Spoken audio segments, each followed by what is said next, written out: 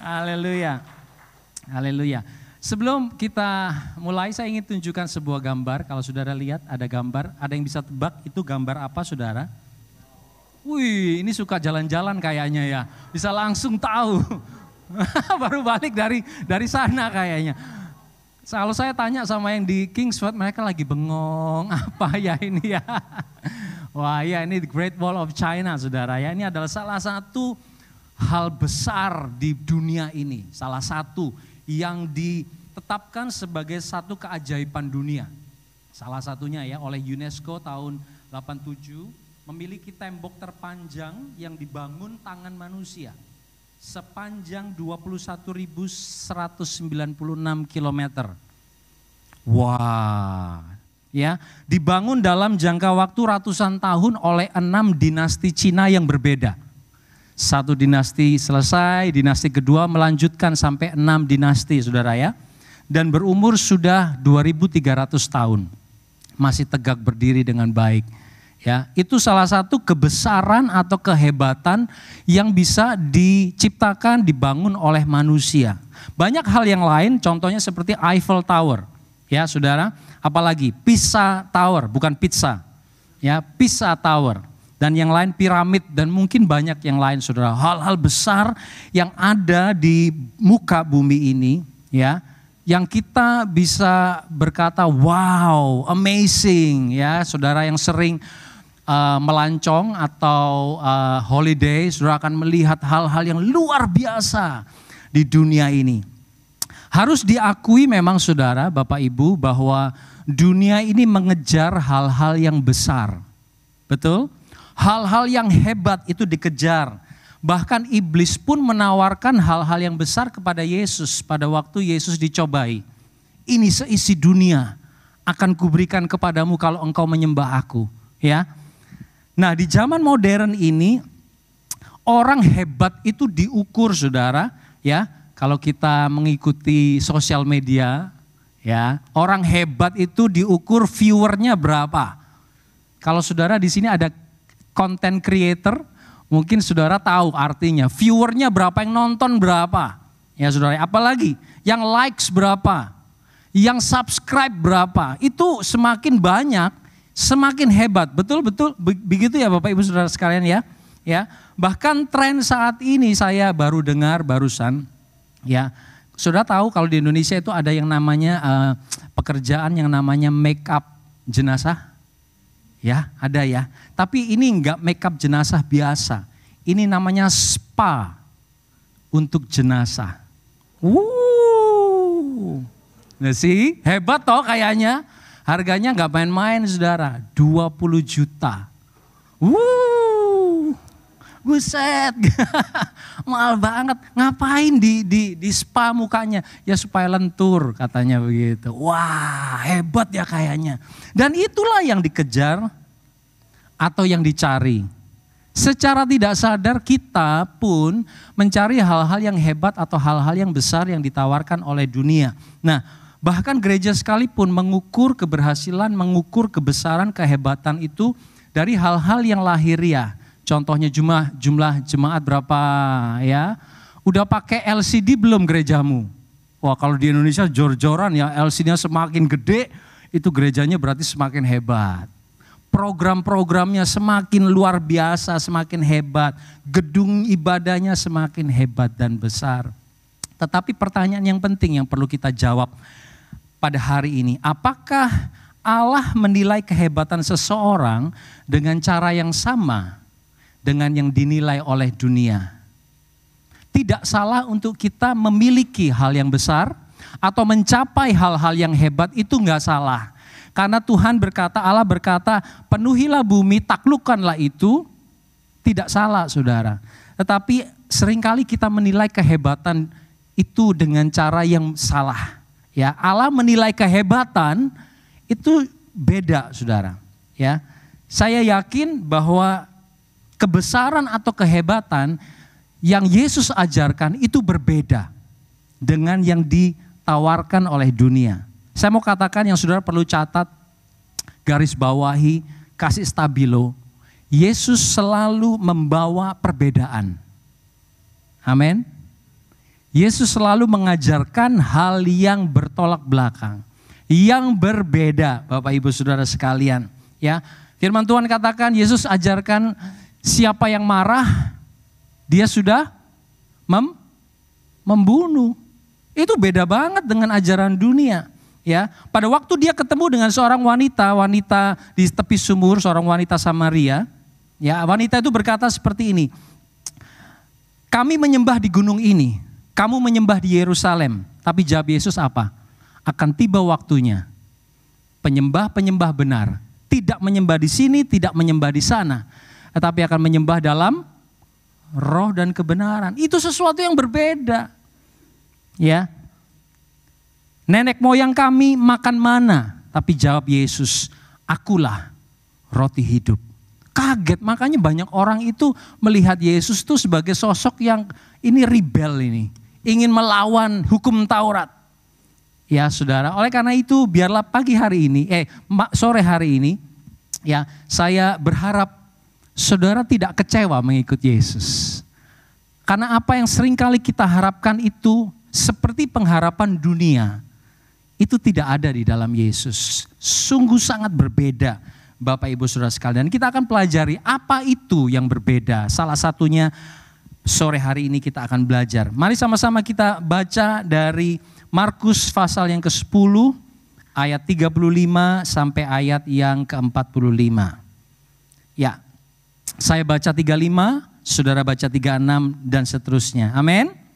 Oke, saya baca dulu ya. Lalu Yakobus dan Yohanes, anak-anak Zebedeus, mendekati Yesus dan berkata kepadanya, Guru, kami harap supaya engkau kiranya mengabulkan suatu permintaan kami. 36.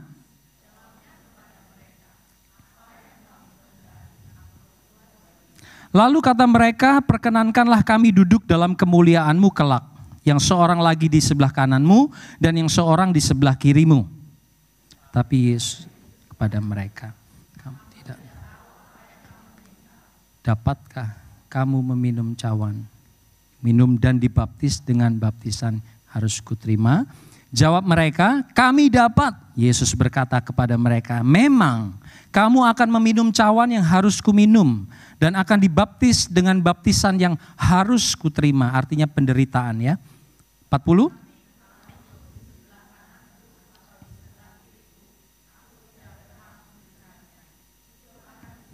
Pada orang-orang bagi siapa. Mendengar itu, ke-10 murid yang lain menjadi marah kepada Yakobus dan Yohanes.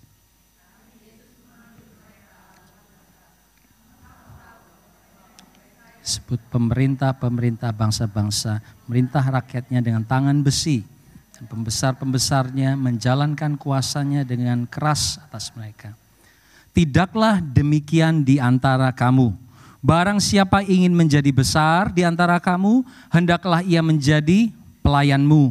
Dan barang siapa ingin menjadi yang terkemuka di antara kamu, hendaklah ia menjadi hamba untuk semuanya. 45.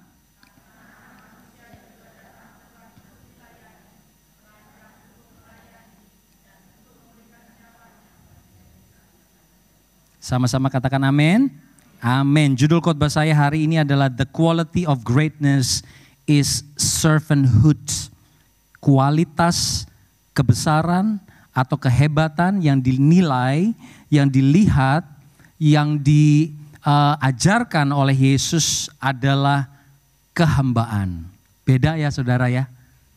Salah satunya loh, ini hanya salah satu yang berbeda. Ya, kalau dunia mengajarkan kejarlah kehebatan, kejarlah nama, kejarlah harta, kejarlah kuasa. Ya, kalau itu kita punya hari ini enggak salah. Tetapi pertanyaannya yang dicari oleh Yesus, dicari oleh Allah bukan itu. Yang dicari oleh Allah dan ia mau ditemukan di dalam kita adalah kehambaan. Kan ada lagu yang ntar kita nyanyi. Biar kau temukan di dalamku selama ku hidup.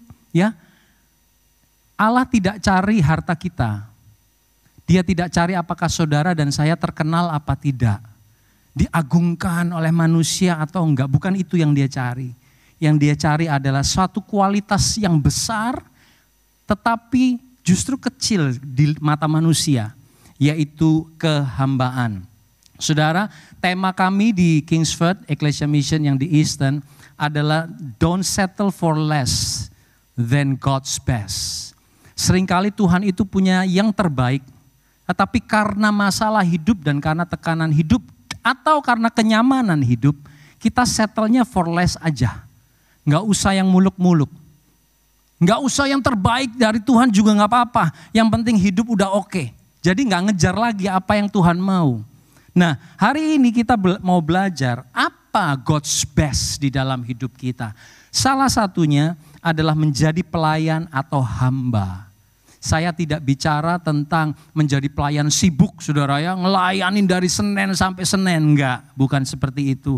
Tetapi apakah di dalam hati kita ada, ya? Saya percaya, saya tahu tidak ada orang tua di sini yang jejelin anaknya dari kecil, nanti satu waktu nanti kamu gede, kamu nanti harus jadi hamba. Ada saudara? Kamu nanti ya cita-citamu harus jadi pelayan. Ada? Jadi pelayan aja mesti dijorokin kadang-kadang, ya enggak saudara? Enggak ada yang punya cita-cita seperti itu. Ya, kalau saja misalnya di universitas terdekat di sini apa ya? Apa universitas yang ada dekat sini? Macquarie ya? Ya, kalau misalnya suatu waktu Macquarie Uni itu membuka satu jurusan yang namanya professional servanthood. Wah, udah ketawa kan orang tua, mana mungkin aku masukin anakku ambil itu namanya professional servanthood. Ya, nggak mungkin saudara. Padahal dibuka segala macam degree, dari diploma, sarjana, sertifikat, master, doktor. Ya, belajarnya apa? Setia sampai mati. Subjeknya, setia sampai mati. Kesabaran tanpa ujung, itu salah satu subjeknya. Mengampuni tanpa batas. Loh, ini salah satu mata kuliah, ya, supaya sukses one day anakku menjadi pelayan, hamba yang sukses, ya. Apalagi mengampuni dan melupakan, salah satu ininya ya, salah satu mata kuliahnya. Pelayanan radikal, penyerahan hak. Ada yang mau ngambil, yang ngantri mau daftar, saudara? Ada? Dibayarin juga nggak mau, disponsorin juga nggak mau. Ini apa-apaan sih ada yang beginian? Mana ada orang mau jadi profesional pengampun tanpa batas? Mana ada? Betul saudara, itulah kenyataan bahwa tidak ada orang yang in their right mind mau menjadi pelayan, maunya jadi tuan. Nah, Yesus datang untuk membawa satu kebudayaan kerajaan Allah di muka bumi ini menjadi hamba, menjadi pelayan. Sampai sini saudara bisa tangkap saudara? Ya, saya nggak akan beri poin banyak, hanya 2 saja. Kualitas seorang hamba. Apa yang Tuhan ingin temukan di dalam kita? Di luar semua pencapaian, di luar semua harta, di luar semua kesuksesan dan pengalaman, sebetulnya apa yang Tuhan ingin cari? Kualitas di dalam kita. Yang pertama, kualitas seorang hamba adalah kerendahan hati. Seringkali mungkin kita sudah dengar ya saudara. Dan Allah itu selalu melihat hati. Ya, seorang bisa saja, saudara dan saya bisa saja terlihat hebat di mata manusia, tetapi penilaian terakhir, the last say, adalah penilaian Tuhan. Nanti kita akan berdiri di hadapan Tuhan dengan membawa segala degree kita, dengan membawa segala pengalaman kita, deposito kita, properti kita. Ini Tuhan, saya sudah selesaikan, saya sudah setia untuk menjalankan gift, talenta yang Tuhan berikan dalam hidup saya. Ini lihat semua. Pelayanan saya, khotbah saya, catatan khotbah saya misalnya seperti itu saudara. Ya, tapi Tuhan akan melihat hati. Firman Tuhan katakan bukan yang dilihat manusia, yang dilihat Allah. Manusia melihat apa yang di depan mata, tetapi Tuhan melihat hati. Ya saudara, Allah menilai kebesaran saudara dan saya dari hati. Kalau kita lihat Daud saudara, Daud itu kan anak paling bontot ya. Pada waktu dia Nabi Samuel datang untuk mencari Daud, saudara-saudaranya, kakak-kakak, koko-kokonya semua maju dulu. Hebat, tinggi dan hebat. Tetapi kenapa kok Tuhan maunya Daud? Daud itu tidak ada di tempat pada waktu itu. Daud sedang ada menggembalakan kambing domba yang gak dipanggil sama bapaknya. Anak masih kecil, ngapain dipilih jadi raja? Ini yang kakak-kakaknya aja yang gede. Tetapi kenapa? Apa yang membuat Allah berkenan kepada Daud? Dia hanya seorang gembala. Kita mungkin juga nggak akan pilih dia untuk jadi mungkin gembala sidang atau menjadi pemimpin pujian. Mungkin ya saudara, nggak masuk hitungan kita. Yusuf juga demikian. Dia diangkat Tuhan menjadi seorang pembesar. Bukan karena dia anak kesayangan bapaknya. Saya percaya. Ya, bukan karena itu. Musa dipilih jadi pemimpin bukan karena dia hebat. Ya saudara, Ayub dipilih jadi bukan karena dia kaya. Tapi karena dia benar di hadapan Tuhan. Ada sesuatu yang menarik hati Tuhan melihat orang-orang ini. Bukan karena mereka kaya, bukan karena mereka hebat, mereka hanya orang-orang biasa. Tetapi yang membuat mereka luar biasa di mata Tuhan adalah hatinya. Lihat Yusuf, dia mengampuni walaupun sudah dijual, menderita, masuk di dalam penjara, di bawah tanah saudara. At the end of the day, dia buka tangannya buat saudara-saudaranya. Kita lihat Daud, walaupun sudah diancam, dikejar oleh Saul, ingin dibunuh. Tapi dia masih berkata, aku tidak boleh menjamah orang yang diurapi Allah. Hati itu Tuhan lihat. Apakah ada kerendahan hati di dalam kita? Allah melihat hati kita. Yang berikutnya, kerendahan hati adalah awal dari kebesaran. Amsal 18 ayat 12 berkata seperti ini. Tinggi hati mendahului kehancuran, tetapi kerendahan hati mendahului apa? Kehormatan. Seringkali, bahkan mungkin selalu, sebelum Allah memanggil seseorang, menjadikan seseorang itu besar dan hebat, menaikkan seseorang, dia harus membentuk hati orang tersebut menjadi rendah hati. Betul, supaya apa? Supaya waktu dia sudah jadi gede, udah jadi terkenal besar, dia nggak kolaps, nggak jatuh. Karena dia sudah memiliki kerendahan hati. Karena kemuliaan tanpa ditopang oleh karakter, tanpa ditopang oleh kerendahan hati, menuju kepada kehancuran. Oleh karena itu hari-hari ini kalau Tuhan izinkan hal-hal tidak enak terjadi dalam hidup saudara, yang saudara tidak cari datang sendiri. Saudara tidak undang, masalah itu datang. Ya, saudara tidak ingin terjadi, saudara harus lewati. Tuhan sedang mengerjakan kerendahan hati di dalam setiap hidup kita. Kami berdua pun melewati hal-hal yang tidak enak. Saya percaya gembala saudara juga di sini melewati masa-masa yang tidak enak. Seperti bangsa Israel pada waktu mereka keluar dari tanah Mesir. Mereka lewati padang gurun selama 40 tahun. Firman Tuhan katakan untuk menguji hati mereka. Apakah mereka rendah hati, takut akan Tuhan. Supaya pada waktu mereka masuk tanah perjanjian mereka tidak lupa akan Tuhan. Karena melewati masa-masa ujian itu mereka mencari Tuhan. Mereka melekat dengan Tuhan. Itu masa mereka dibentuk saudara. Ya. Berikutnya, kerendahan hati adalah satu ekspresi dari iman. Kalau kita berkata saya percaya Yesus. Saudara berkata saya pengikut Yesus. Salah satu ekspresinya adalah apa saudara? Kerendahan hati. Kita baca Efesus 2 ayat 8-9, satu ayat yang cukup terkenal. Ya, sebab karena kasih karunia kamu diselamatkan oleh iman. Itu bukan hasil usahamu, tetapi pemberian Allah. Itu bukan hasil pekerjaanmu. Jangan ada orang yang memegahkan diri. Kalau kita percaya bahwa hidup kita seperti tadi kita nyanyikan ya. Hidup kita ini hanya semata-mata karena kemurahan Tuhan. Aku ada hari ini semuanya karena kasih-Mu. Kalau kita tahu bahwa hidup kita ini ditebus, dicintai, disayang oleh Yesus. Maka ekspresinya adalah satu kerendahan hati. Tuhan, terima kasih. Aku tidak bisa ada seperti ini kalau bukan karena pertolongan Tuhan. Amin saudara. Dan itu yang Tuhan ingin lihat. Sekali lagi saya selalu ulangi hari ini. Ya supaya kita tidak kabur mata kita oleh semua kemewahan dunia.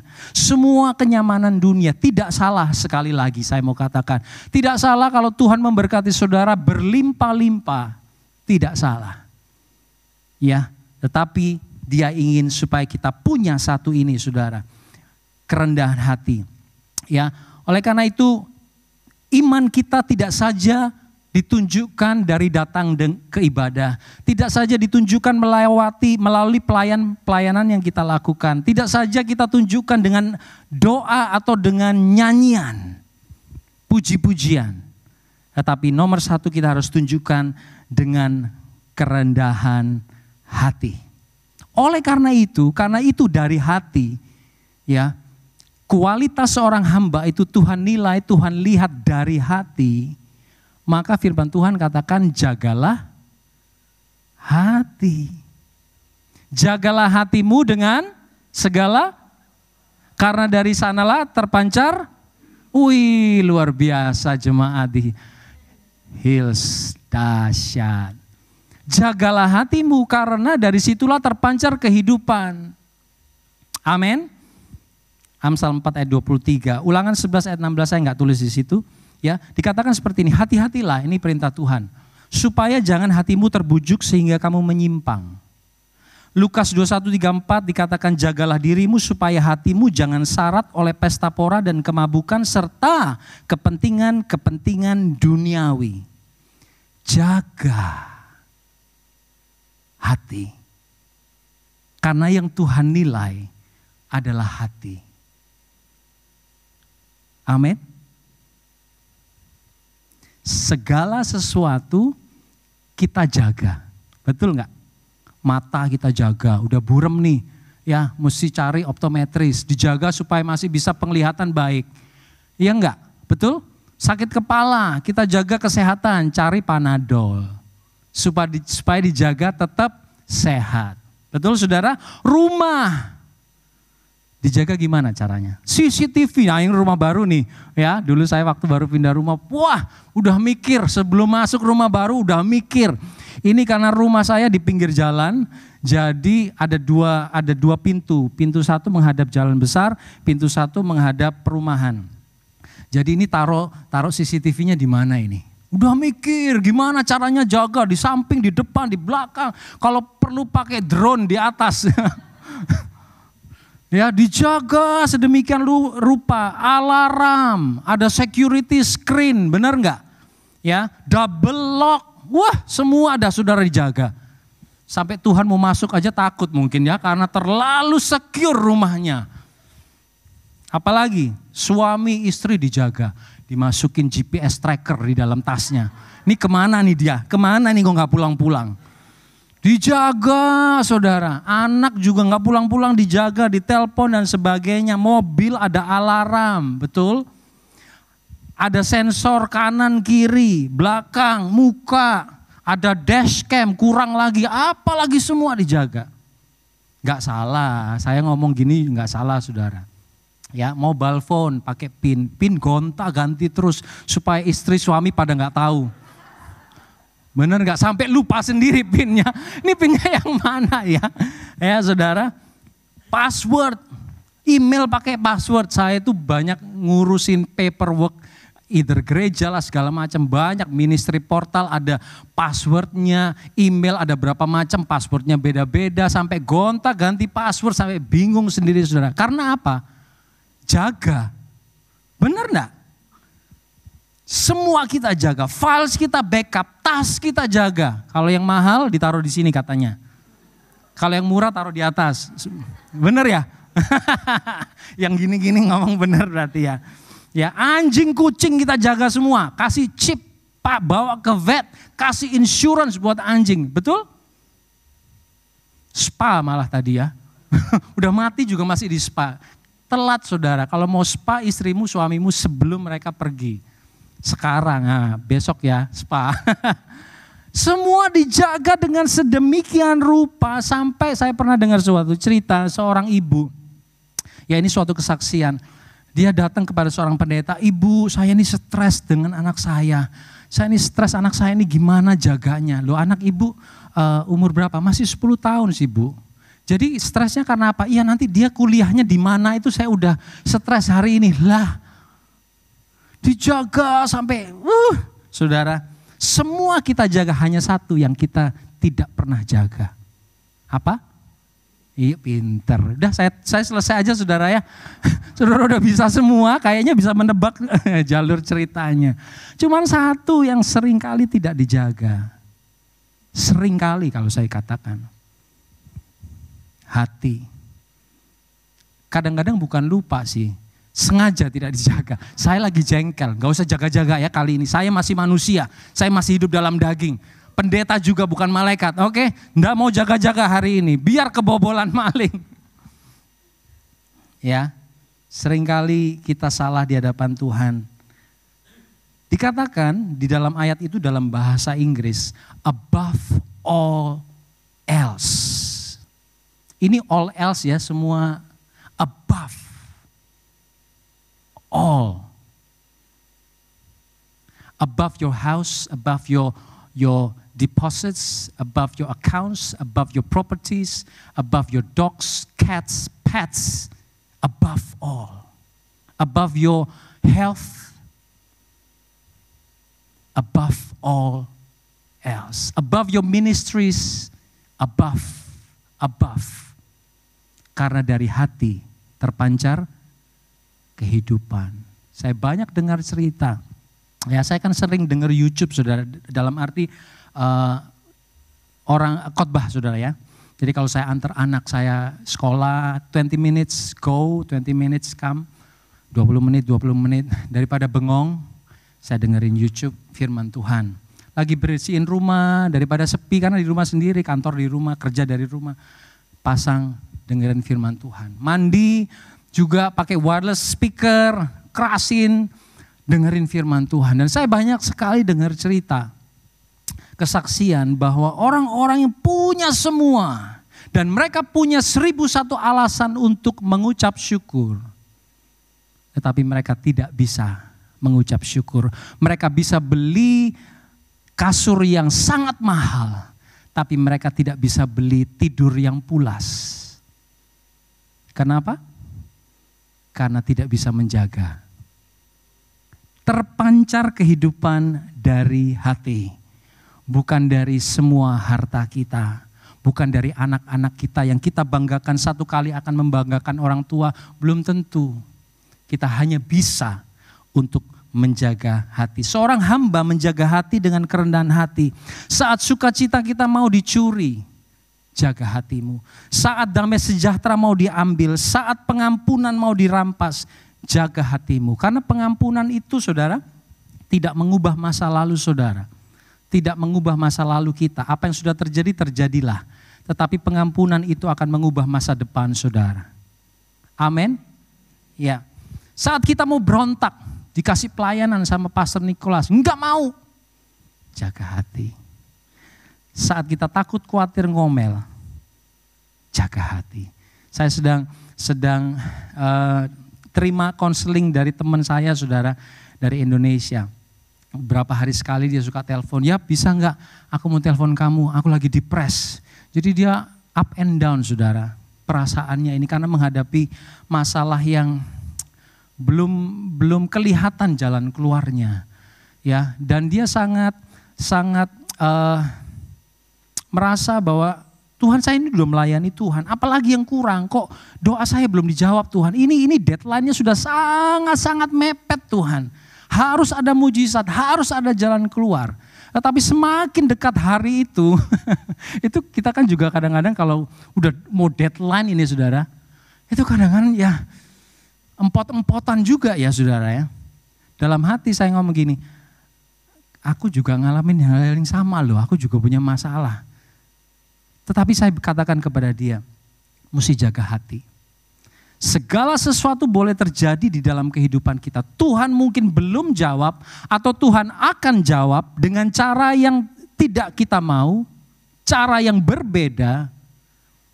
But all we can do is guard our hearts. Tetap percaya, tetap sukacita, tetap mengakui Dia di dalam setiap jalan kita. That's all we can do. Kapan Tuhan tolong? Kita tidak tahu, kita tidak bisa dikte Tuhan. Bagaimana Dia akan tolong caranya, kita juga gak bisa dikte Dia. Amin. All we can do is to guard our hearts. Karena dari situ terpancar sukacita, terpancar kasih, terpancar damai sejahtera, terpancar kemurahan, terpancar kesabaran, buah-buah roh terpancar dari dalam hidup kita. Karena hati yang kita jaga. Sampai sini saudara bisa mengikuti? Yang kedua, seorang hamba, kualitas seorang hamba, mengutamakan fungsi di atas posisi. Apa saudara? Fungsi di atas posisi. Yohanes dan Yakobus tadi kita sudah baca ya saudara, banyak orang lebih tertarik dengan posisi. Betul, karena kalau punya posisi sebagai tuan bisa suruh-suruh, ya, bisa delegasi, ya, bukan nyuruh-nyuruh. Delegasi bahasa kerennya ya saudara. Ya.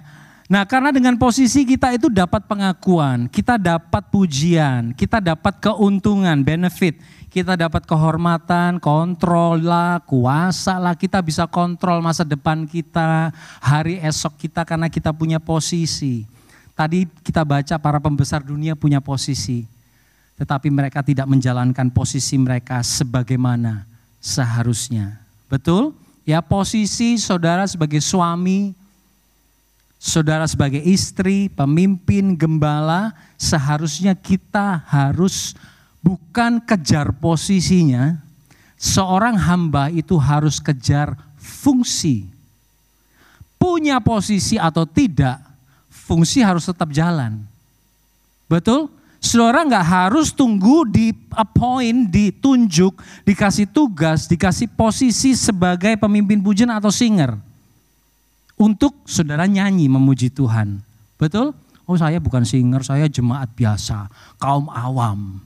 Ya saya nggak nyanyi ya, di depan aja yang nyanyi. Itu namanya nunggu posisi, baru bisa berfungsi. Itu bukan hamba. Itu yang tadi katakan pembesar dunia. Ya, walaupun saudara di kamar mandi sekalipun bisa nyanyi, nggak usah saya pemimpin pujian, jadi saya bisa nyanyi di kamar mandi. Nggak begitu saudara, seorang hamba, kalau saudara, saya percaya banyak dari saudara berasal dari Indonesia itu pernah punya namanya ART. Itu bahasa kerennya. Dulu bahasa dulunya mbok atau bibi, ya mbak. Sekarang bahasa kerennya ART, asisten rumah tangga, luar biasa. Pembantu di Indonesia juga gak mau kalah, emansipasi dong. Asisten rumah tangga kayak gitu. Ya saudara, mereka harus berfungsi. Betul, kalau mereka tidak berfungsi, apa yang akan saudara lakukan? Ganti, pecat. Biasanya kalau saudara pulang malam-malam, bel dari depan pintu gerbangnya mungkin gede jauh di jalan ya. Tin, itu pembantu yang lagi tidur pun harus, betul? Mungkin saya aja yang jahat kali ya saudara ya. Saudara baik-baik, kayaknya apa sih ya, ini ngomong apa sih, jahat banget ya. Ini saya nontonnya di itu, Tersanjung 1, 2, 3, 4, 5 saudara.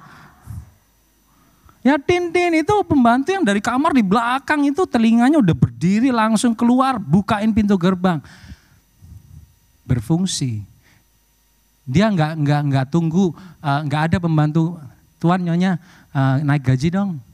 Kayak kita kalau kerja ya saudara ya, performance review Tuan nyonya, performance review naik gaji nggak ada. They have to function. Apapun yang terjadi mereka harus berfungsi. Itu adalah seorang hamba. Ya, seorang hamba mengutamakan fungsi lebih dari atas posisi. Jadi kalau saudara datang ke gereja, lihat ada om, tante, mungkin jatuh something di bawah, nggak usah nunggu. Saya nggak lagi tugas bersih-bersih. Ya saya nggak usah dong bersih-bersih. Saya nggak tugas. Saya kan tugasnya di depan. Kalau kita hamba, kita utamakan fungsi, ya kita bersihin. Amin. Itu namanya fungsi. Kalau kita lihat ada orang baru datang ke gereja, ya itu kan tugasnya Pak Gembala sama Bu Gembala, sama pemimpin-pemimpin, bukan tugas saya. Karena saya bukan pemimpin, ya orang lain aja yang deketin orang baru. Itu bukan hamba. Karena hamba itu tunggu dapat posisi, baru dia berfungsi. Seorang hamba dia nggak tunggu posisi. Dia akan samperin orang baru, halo apa kabar, tinggal di mana, sudah lama di sini berapa lama, ayo kita makan di belakang sana. Rebutan sampai orang barunya takut, gue mau diapain ya. Itu namanya gereja, itu namanya orang Kristen, itu namanya hamba yang berfungsi. Pak Nikolas, apa yang bisa saya bantu? Saya lagi pas ada waktu, apa yang mesti saya bantu? Itu berfungsi, gak nunggu saudara. Amin. Yesus, kita belajar aja dari Yesus ya. Seharusnya dia tidak perlu mencari murid. Karena tradisi pada zaman itu, murid yang cari guru. Betul ya, Kok Dedek? Murid yang cari guru dulu, saudara, zaman dulu. Sekarang Yesus datang dan dia yang cari murid. Dia tidak tunggu posisinya itu dikenal orang. Dia berfungsi. Kalau dia nggak cari murid, kemungkinan besar nggak ada murid yang mau cari dia. Karena apa yang diajarkan totally different, berbeda. Dia tidak harus cuci kaki murid-muridnya, betul? Dia guru, nggak pernah ada ceritanya pada zaman itu, rabi atau guru mencuci kaki murid-muridnya. But Jesus just did it anyway. Karena dia ingin ajarkan hati hamba. Walaupun dia adalah raja di atas segala raja. Allah yang mengosongkan dirinya, tidak menganggap dirinya kesetaraan dengan Allah sebagai sesuatu yang harus dipertahankan. Tapi kosongkan dirinya, turun menjadi manusia, bahkan menjadi hamba. Mencuci kaki murid-muridnya. Satu kali murid-muridnya sedang pagi-pagi benar saudara, mereka selesai dari menangkap ikan, bekerja semalam-malaman di lautan ya. Terus Yesus di pantai dia teriak kepada mereka, sudah dapat ikan belum? Belum. Sini datang, breakfast sudah tersedia. Breakfast saudara. Yesus tidak harus loh, benar nggak? Nggak harus dia guru, seharusnya ya dia yang dilayani, tetapi dia yang melayani. Yesus memberi diri, merangkul anak-anak kecil, datanglah kepada aku, datang, jangan biarkan, jangan suruh anak-anak itu pulang, datang kepada aku. Dia tidak harus, dia guru besar. Nikodemus aja datang kepada Yesus untuk belajar. Ini Yesus dengan anak-anak kecil. Dia ingin ajarkan sebagai seorang hamba, fungsi harus berjalan lebih jauh dari posisi. Amin Bapak Ibu Saudara sekalian. Berfungsi itu artinya apa? Berfungsi artinya melihat kebutuhan di sekeliling kita. Semua kita pasti punya kebutuhan, amin. Yohanes 6 ayat 5. Kita baca. Ketika Yesus memandang sekelilingnya dan melihat bahwa orang banyak berbondong-bondong datang kepadanya, berkatalah ia kepada Filipus, di manakah kita akan membeli roti supaya mereka ini dapat makan? Yesus lihat kebutuhan. Seharusnya murid-muridnya ya. Yesus kan guru, dia berdiri aja untuk ngajar. Betul? Tapi dia melihat kebutuhan. Orang banyak datang ini pasti lapar. Ini biasanya kerjaan ibu gembala. Yang mikirin makanan, yang mikirin orang udah makan belum. Ya, Lah Yesus tidak ada ibu gembalanya. Ya, dia mikirin saudara, dia melihat kebutuhan. Bapak-bapak kalau di rumah, saya percaya di rumah banyak kebutuhan. Misalnya sampah belum dikosongin, itu kan kerjaan istri. Atau istri, itu kan kerjaan suami. But we see the needs. Ya, kita berfungsi, artinya kita melihat peka dulu ada kebutuhan. Saya seringkali melihat banyak orang tuh nggak peka, saudara, atau pura-pura nggak peka. Mereka tahu ada kebutuhan, tapi sebodoh teing gitu ya. Ya, peduli amat, gue nggak dibayar, gue juga punya masalah sendiri, gue punya kebutuhan sendiri, nggak ada orang juga yang peduli, ya. Kalau kita mau peka, begitu banyak kebutuhan. Bahkan kebutuhan yang simple sekalipun, yang sepele saudara. Sepele sekalipun ada banyak kebutuhan. Nomor satu kita peka. Kalau kita mau berfungsi, kita harus peka. Minta Roh Kudus, beri hati yang peka melihat kebutuhan di sekeliling kita. Kalau kita tidak belajar dari yang biasa, Tuhan kasih yang luar biasa, kita juga gak peka. Firman Tuhan katakan kalau kamu tidak setia dengan perkara kecil, maka kamu pun tidak akan setia dengan perkara besar.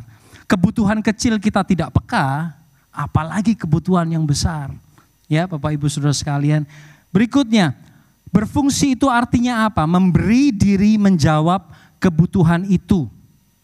Tidak ada keadaan yang sempurna. Dan tidak ada diri kita itu sempurna. Seringkali kita tunggu waktu yang sempurna atau tunggu diri kita sempurna baru kita mau melayani. Sampai kapan kita tidak pernah akan menjadi orang yang sempurna. Keadaan kita tidak pernah sempurna. Selalu ada kekurangan, selalu ada kebutuhan ya saudara. Dan kita mesti memberi diri menjawab kebutuhan itu. Siapkah kita diinterupsi oleh Tuhan? Seringkali Tuhan berikan masalah dalam hidup kita, kepepet, tekanan di dalam hidup kita. Mau enggak kita memberi diri Tuhan, aku juga punya masalah. Aku juga punya doa-doa yang belum terjawab. Aku sedang kalut Tuhan. Seperti saya dengan teman saya tadi itu. Dia seorang dokter saudara, tapi sedang lagi heboh lah hari-hari ini. Saya bilang kepada diri saya sendiri, Tuhan saya juga punya masalah Tuhan. Kita berdua sedang berdoa sama-sama untuk Tuhan menyelesaikan masalah kami. Tetapi itu tidak berarti saya berhenti untuk menjawab kebutuhan orang lain. Dia katakan, yap ayo doa sama-sama, doain aku. Ayo kita doa, ayo aku berdoa buat kamu. At the back of my mind, Tuhan satu doa, dua kebutuhan Tuhan jawab ya. Oleh karena itu Bapak Ibu Saudara sekalian, seorang hamba yang berfungsi itu dia memberi diri untuk menjawab kebutuhan. Kecil ataupun besar. Yang terakhir, seorang hamba yang berfungsi, yang mengutamakan fungsi lebih dari posisi adalah tetap setia. Artinya apa? Seorang hamba tidak pernah berhenti untuk berfungsi. Enggak pernah stop. Ya. Kehambaan itu tidak pernah stop karena kehambaan itu sudah melekat menjadi identitas diri. ID. Kalau saudara sebagai orang tua, ya, atau sebagai opa oma, kapan itu identitas selesai dalam hidup Bapak Ibu? Gak akan kan? Sebagai orang tua, walaupun anak itu udah gede, udah keluar dari rumah, sudah punya keluarga sendiri, sudah punya anak sendiri, saudara tetap orang tua. Bahkan gak ada selesainya kerjaannya. Siapa yang di sini masih jaga cucu? Atau cicit malah? Gak ada selesainya. Dulu pikirnya saya mau retired. Wah 65 mau retired. Mau keliling dunia. Boro-boro keliling dunia. Jaga cucu setiap hari. Pulang pergi sekolah. Kasih makan. Masakin anak cucu. Alamat lah. Lupa karena itu retired. Ya enggak saudara. Itu artinya saudara terus berfungsi sebagai orang tua, tetap setia, dan kesetiaan itu melekat di dalam hidup saudara. Fungsi itu tidak pernah berakhir seperti orang tua, tidak pernah ada akhirnya. Sekali orang tua tetap orang tua. Amin. Ya, kehambaan adalah identitas orang percaya. Karena Yesus datang untuk melayani dan bukan dilayani. Pengikut Yesus pun harus mengikuti jejaknya. Ada amin? Waduh, kok berat ya Pi ya. Aminnya juga kayak bawa beban berat. Amin. Sekali lagi saya mau katakan, at the end of our lives, kita tidak bisa bawa semua degree. Gak bisa saudara. Kita cuman ketemu Tuhan sendiri sama kita. Dan lagu itu mengiang di telinga saya, biar kau temukan di dalamku hati seorang hamba. Ya, tetap melayani, tidak pernah berhenti untuk berfungsi, karena berfungsi tidak kenal usia. Berfungsi tidak kenal usia. Sampai nanti kita menutup mata, selesailah sudah fungsi kita. Mari kita baca ayat yang terbaik karena terakhir. Mazmur 92. Ini saya sangat suka saudara. Terutama untuk om-om, tante-tante, opa-opa, oma-oma. Ya, tidak kenal usia, saya tunjukkan buktinya. Mazmur 92, 13-16. Sama-sama kita baca. 1, 2, 3. Orang benar akan bertunas seperti pohon korma, akan tumbuh subur seperti pohon aras di Libanon. Mereka yang ditanam di bait Tuhan akan bertunas di pelataran Allah kita. Pada masa tua pun mereka masih berbuah, menjadi gemuk dan segar. Untuk apa? Memberitakan bahwa Tuhan itu benar, bahwa Ia gunung batuku dan tidak ada kecurangan padanya. Amin. Jangan takut gemuk kalau gitu. Ini biasanya dibacanya lirih ya. Bacanya seperti ini, masih berbuah menjadi gemuk dan segar. Gemuk ini bukan dalam arti berat badan saudara ya. Gemuk itu rohaninya gemuk, yes, siap untuk dituai. Ya saudara, pada masa tua pun mereka masih gemuk, segar, berbuah, berfungsi, setia. Oleh karena itu, bapak-bapak, ibu-ibu, om, tante, opa, oma yang selalu berkata, sudah saya dulu sudah. Udah orang Surabaya bilang, udah towo, udah puas saya melayani Tuhan. Jadi ceritanya itu kebesaran kehebatan zaman dulu. Wah hebat, kapan om, tante? Dulu. Artinya tidak ada masa pensiun untuk kita menjadi hamba. Mungkin sudah badan sudah tidak sekuat dulu untuk teriak-teriak seperti itu ya tadi di depan. Ya, Lia, wah mungkin nanti 15, 10 tahun, 20 tahun lagi tidak seperti hari ini. Tetapi tidak berarti dia tidak bisa bernyanyi. Bernyanyi dengan kapasitasnya dia yang Tuhan berikan di dalam hidupnya. Itulah seorang hamba. Untuk apa kita setia? Ayat 16. Untuk apa kita berfungsi? Untuk apa kita berbuah? Untuk apa kita tetap segar? Ayat 16. Untuk memberitakan, untuk membuktikan bahwa Tuhan itu benar, bahwa Ia gunung batuku dan tidak ada kecurangan padanya. Ini adalah warisan iman kepada generasi kita, kepada anak-anak kita. Kalau anak-anak kita melihat orang tuanya terus berbuah, terus berfungsi, mereka akan belajar satu hal. Tuhan yang orang tuaku sembah, itu Tuhan yang luar biasa. Mereka akan belajar itu loh saudara. Mungkin saudara nggak omong banyak, nggak ngajarin, tutoring mereka tentang takut akan Tuhan.